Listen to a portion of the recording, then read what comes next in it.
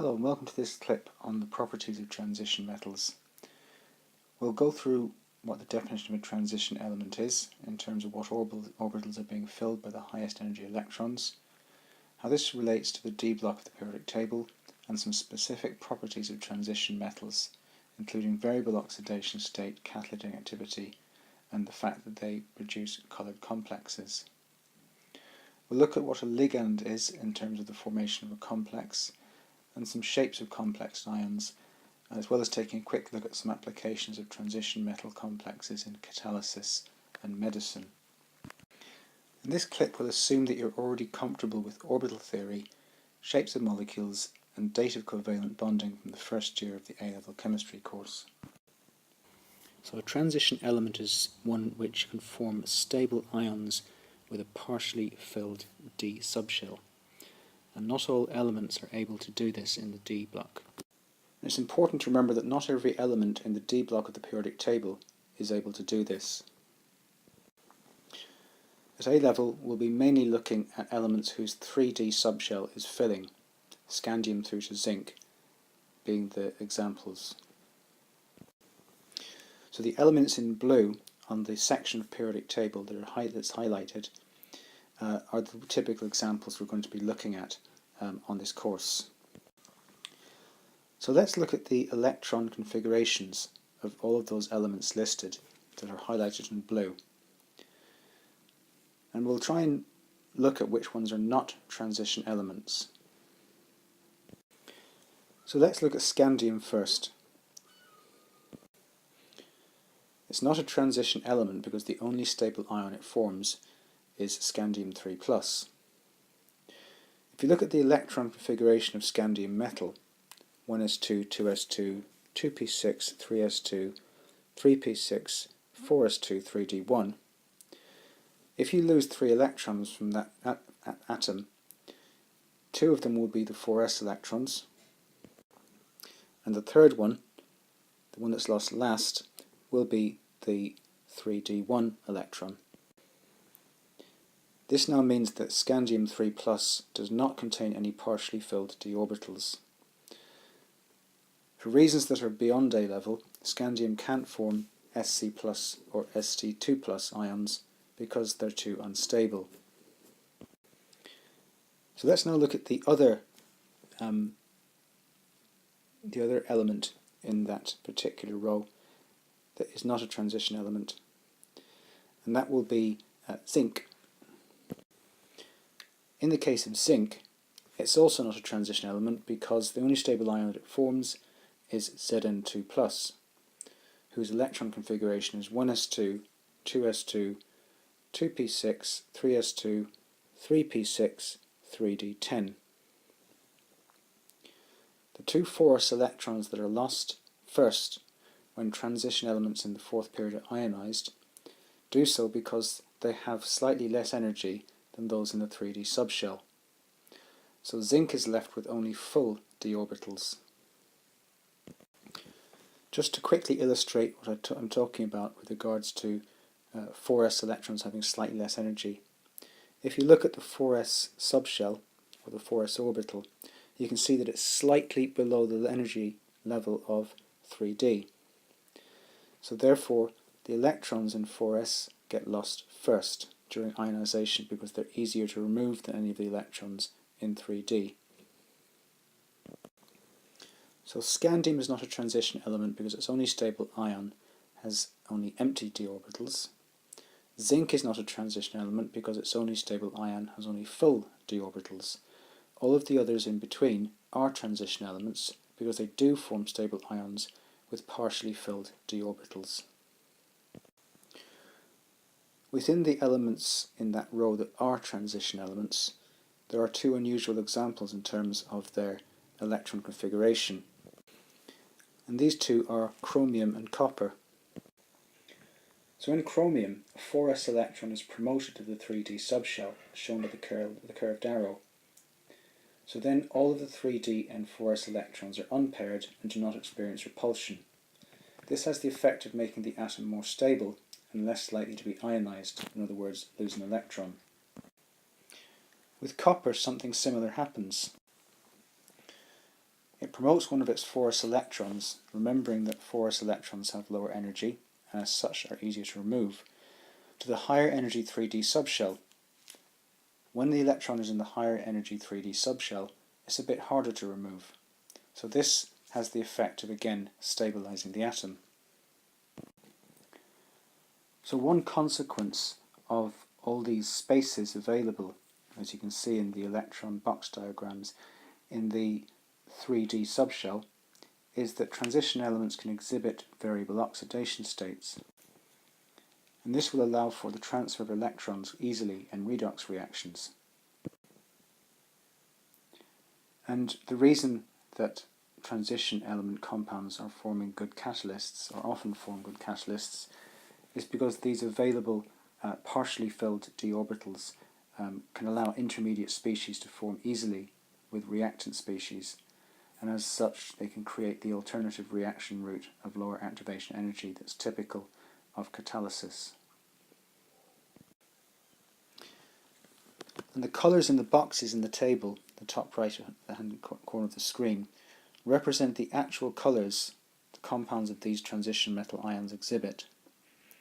If a box is white, that means that that particular ion, its compounds, are colourless. A very, very simplified explanation for this is that the d orbitals in such compounds reflect light, or photons, of very specific wavelengths. The human eye sees specific wavelengths as a certain colour. I don't know, orange, purple, red, and so on and so forth. So when the d orbitals are struck by electromagnetic waves within the visible spectrum, in other words the light that we see, they give off photons of a certain wavelength, and that wavelength is picked up by our eyes as colour. So the compound of that particular ion has a certain colour, its solution will have a certain colour, its crystals will have a certain colour. So one industrial example of a transition metal as a catalyst is the compound vanadium 5 oxide. It's used as a heterogeneous catalyst in the contact process to speed up the time taken to reach equilibrium. And the part of the contact process that it is involved in is the reaction between sulfur dioxide gas and oxygen to make sulfur trioxide. Sulfur trioxide goes on to react with water to make H2SO4. Iron is used as a solid catalyst to reduce the time taken to reach equilibrium in the Haber process.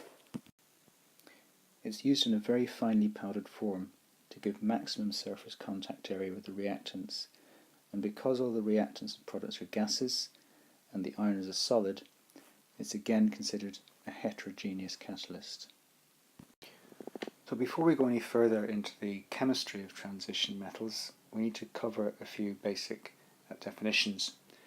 It's well worth getting each of these down on a flashcard as we go. So if you haven't done so already, grab the 4 flashcards and pause the video and get these down. So a ligand is a molecular atom which can donate a lone pair of electrons to a transition metal ion. A complex ion is a metal ion, often a transition metal ion but not always, hence why I put transition in brackets, bonded to ligands by dative covalent bonds. In transition metal chemistry, dative covalent bonds tend to be referred to as coordinate bonds, but a coordinate bond is defined as exactly the same thing, so it's a shared pair of electrons in which the bonding pair of electrons has been provided by one atom. And the coordination number is the total number of coordinate bonds formed between a central metal ion and its ligands in a complex or a complex ion. So this is an example of a complex ion. It's called the hexaaqua iron 2 ion. So the complex ion has an overall charge of 2+. It consists of a central Fe2+ ion bonded to 6 water molecules, with each water molecule acting as a ligand. There is a coordinate bond between one of the oxygen atoms in each water ligand and the central Fe2+ ion.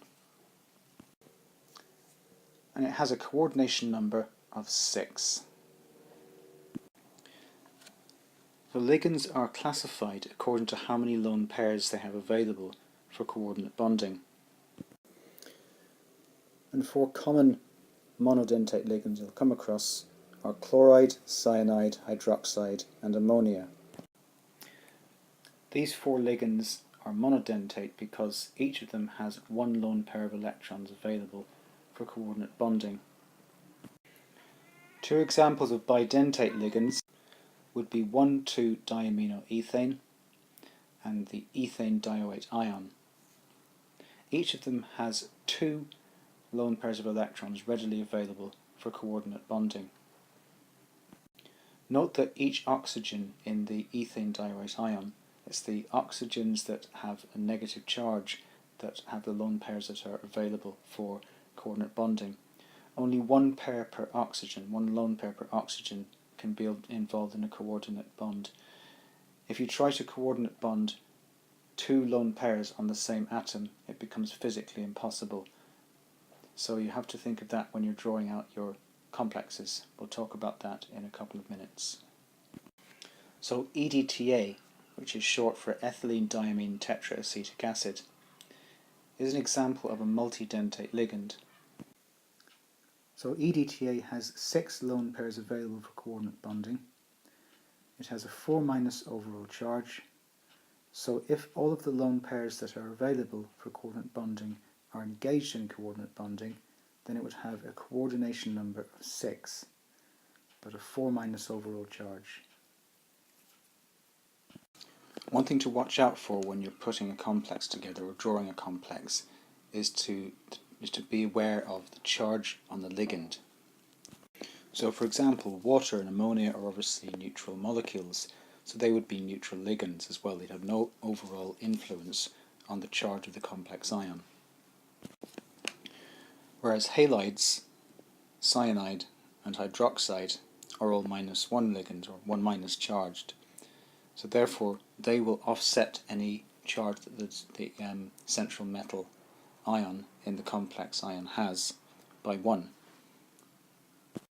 And the ethane dioate ion would be an example of a 2- ligand. Notice how on this particular version of it I've only drawn one of the lone pairs on each oxygen because there's only one lone pair available on each oxygen for coordinate bonding that we mentioned before. So what you do is you look at the charge of your ligand. If your ligand is neutral, then it has a charge of 0, so it has no overall influence on the charge of the complex. If you have a 1- ligand, you subtract 1 from the charge of the central metal ion per ligand that you have that has -1. And for a 2- ligand, you subtract 2 from the central metal's ion's charge per ligand. So an important one to remember. I'll try and come back to this a little bit later just to reinforce it. So the example we just looked at can be actually drawn as a formula. So you have to draw square brackets around the whole complex ion. And if the ion has an overall charge, it's written outside the square brackets and in superscript. That means the writing is smaller and to the top right. And any ligands are listed inside round brackets, and those round brackets are placed within the square brackets. This particular complex carries the same charge as the central metal ion because all the ligands are neutral. So why not pause the video for a minute or so and see if you can explain the complexes at the bottom of the screen. Assume that iron remains as 2+. So pause the clip, grab a piece of paper and see what you can come up with, and then resume the clip when you think you've got an answer.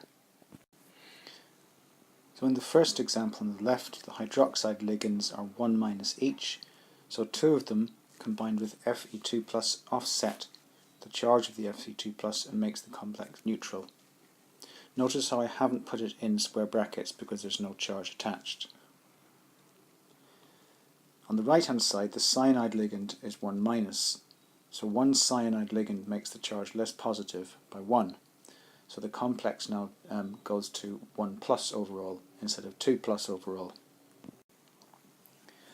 So it's important that you start to get used to representing the three-dimensional nature of complex ions. If we were to look at this example, which could be written using that formula, you can see that it can form a three-dimensional shape. You can see it forms an octahedral shape, or an octahedron in 3 dimensions. You can also see it on the model on the right-hand corner of the screen. So in exam questions you're expected to be able to use wedges and dashes to draw complexes in 3 dimensions. So before we start talking about the shapes of complexes, I'm going to assume that you're familiar with the common molecular shapes from your first year of the course. So I'm just going to plough on assuming that you know about all of them, as opposed to having to stop and review them. If you're not sure about them, it might be worth going back over your first year notes and re-familiarising yourself before we go any further. So octahedral complexes happen when the maximum of 6 ligands surround the central metal ion. They have 90-degree bond angles throughout and a coordination number of 6.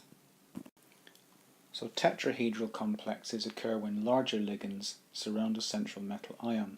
So there's only room for 4 ligands instead of 6. These complexes have bond angles of 109.5 degrees throughout and have a coordination number of 4.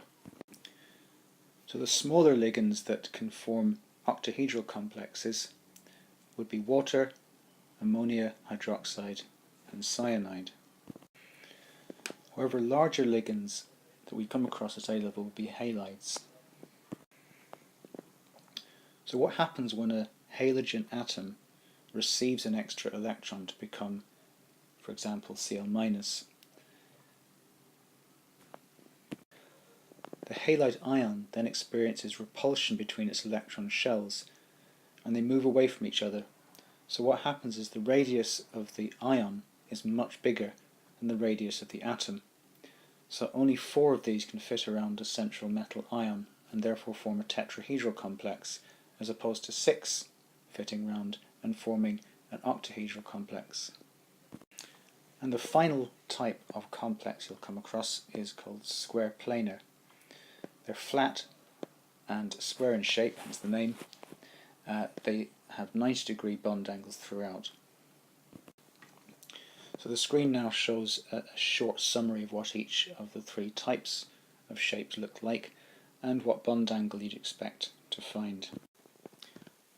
There is a shorthand way to draw bidentate ligands in complexes. What you can do is to draw in the atom or atoms, in this case, that possess the lone pairs that are involved in coordinate bonding. And you draw a curved line between them. So if you look at the rather complex looking structure at the bottom of the screen, you'll see there's 2 ways to draw it. And the simplified diagram would make it a lot easier in exam questions. Why don't you pause the video, grab a piece of paper and see if you can do something similar for the 2 versions at the top. Don't worry about the cis and the trans, I'll talk about that in a moment's time. So I'm doing the cis version here, and I've only partially finished it because I wanted to show you how to do it. You start off by drawing in the oxygen atoms, and then you can draw the remainder of the ligand molecule by just a curved line. So now I'm going to show you the trans version. And the first thing to notice is that the water ligands are placed differently, aren't they? So if you look at the trans version, you'll see what I mean. And I've just highlighted them there to draw your attention to them. So again, I draw in my dashes and my wedges to represent the 3-dimensional structure. I add in the oxygen atoms that possess the lone pairs that are involved in coordinate bonding. And then again, I can draw in the curved line to represent the rest of the molecule, which I've now highlighted just so you can see what I mean. So this could be an easy way to draw bidentate ligands in complexes, and in mark schemes it's generally acceptable. So an example of transition metal complexes in medicine would be cisplatin. It's used in chemotherapy for the treatment of cancer, and it unfortunately has a number of side effects on healthy cells, including affecting the nervous system and the sense of hearing. What it does is it interferes with the ability of the DNA in cancer cells to replicate, and therefore prevents the malignant tumours from increasing in size and spreading. But although it's very effective at doing this, it's also very effective at affecting healthy cells, and that's where the toxic side effects come from. So we looked at EDTA very briefly earlier in the clip and mentioned that it was a multidentate ligand. Ligands such as EDTA are able to physically wrap themselves around toxic metal ions in polluted streams and rivers, indeed in the bloodstream. And all of the highlighted lone pairs could be involved in coordinate bonding. So if you imagine this whole structure folding around a central metal ion with all of those lone pairs getting involved in coordinate bonding, it can essentially mop up excess toxic metal ions that are spilled into the environment, for example, or let's say that they were ingested by somebody accidentally and someone was suffering from acute heavy metal poisoning. A chelating complex like EDTA could be used as an emergency treatment. So let's now look at some typical transition metals exam questions on the topics we've looked at in this clip so far. So perhaps the most important part of this first section of this question is the fact that it asks you to use the electronic configurations of Cu2+ and Zn2+ to explain why copper is a transition element and zinc is not. So I've given both electron configurations and I've used them to explain that copper 2+ has a partially filled 3D subshell, but zinc 2+ doesn't. So what you're doing is you're referring to both electron configurations in terms of whether the stable ions quoted, namely those I've just highlighted, contain a partially filled D subshell or not. Notice that I didn't use Cu+ in my answer because it specifically asked for Cu2+ to be used in the answer.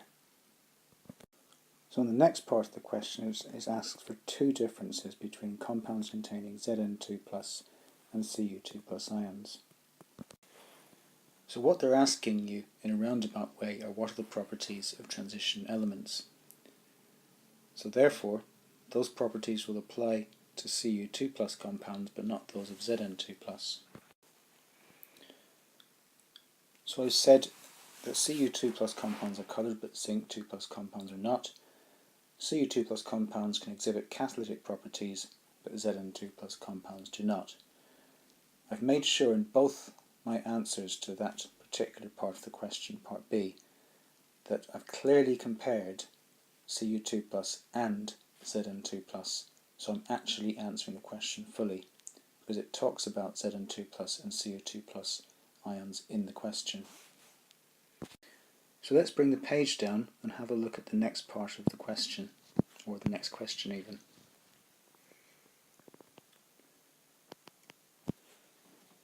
So it says, transition metals readily form complex ions when they're combined with a suitable ligand, and it simply asks you to define those two terms. So this should be pretty easy if you've done your flashcards that we looked at earlier. So I've made sure in each case that I'm specific.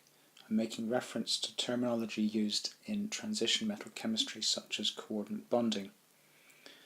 And when I'm talking about coordinate bonding, particularly when I'm describing what a ligand is, I'm saying that it has to be in possession of one or more lone pairs of electrons. Not just electron pairs, lone pairs of electrons, which can be donated to form a data covalent bond or a coordinate bond, even better. So I can't stress enough how important it is to be specific. Examiners will not give you the benefit of the doubt on definitions. If they're almost right, it has to be absolutely right. So go and learn them and make sure that you don't forget these definitions, because once they're in your head and you've got them down properly, it's easy marks, as you can see. So let's have a look at the next page. So in this question I've crossed out the second and third part because they're to do with the reactions of transition metals, which is covered separately on another clip. We can do the first part because it talks about the shape. Now the thing to think about here is the size of the ligands. So if we recall, we said that water is a small ligand and chloride is a large ligand. So small ligands can fit 6 around the central metal ion, and large ligands can only fit 4 around the central metal ion. So that allows us to put octahedral for hexa-aqua cobalt and tetrahedral for tetrachlorocobalt. So it might be worth, if you can't remember it easily at this point, getting your flashcards out and doing a flashcard of the relationship between the number of ligands that fit around the central metal ion and the shape that it gives. So large ligands only fit 4, which gives tetrahedral. Small ligands fit 6, which give octahedral. And you can put some examples down as well to help you remember it. So now let's have a look at the mark scheme for these 3 questions to see how we got on.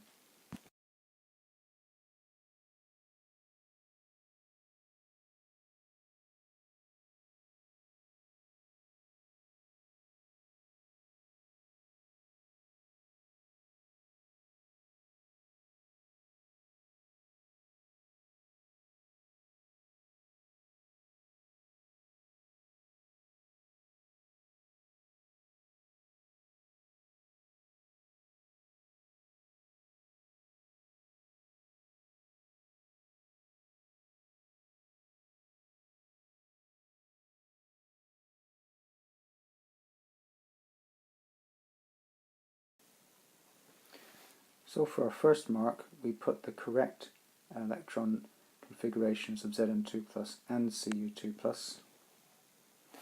And we mentioned the fact that copper 2 plus has an incomplete or partially filled d subshell, but zinc 2 plus does not. So there was a comparative remark there. And in each of the 2 statements we made for part B, we made a comparative comment, so Cu2 plus and Zn2 plus were mentioned. Moving it down a little bit,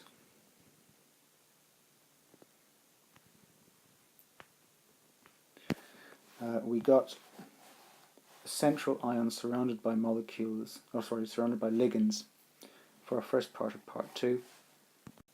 But because this mark scheme is from an old specification paper, I left it in just in case you ever go and look at old specification papers online.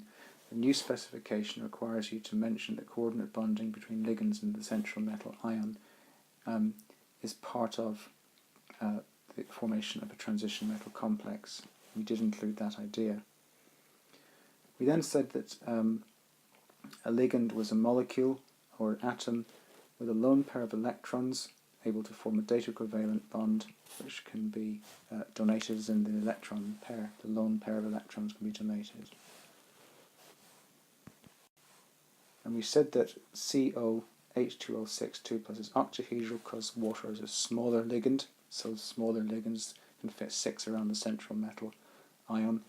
But the chloride ligand is bigger, so only 4 can fit around the central metal ion, so that would make it tetrahedral. The colour changes and the type of reaction is outside the scope of this clip as mentioned, so don't worry about that for the time being. So hopefully this has been a fairly useful introduction to some of the properties of transition metals. If you've got any queries, then please jot them down and bring them into one of us at college, or have a chat to your teacher. But in the meantime, thanks a lot for listening, and see you soon.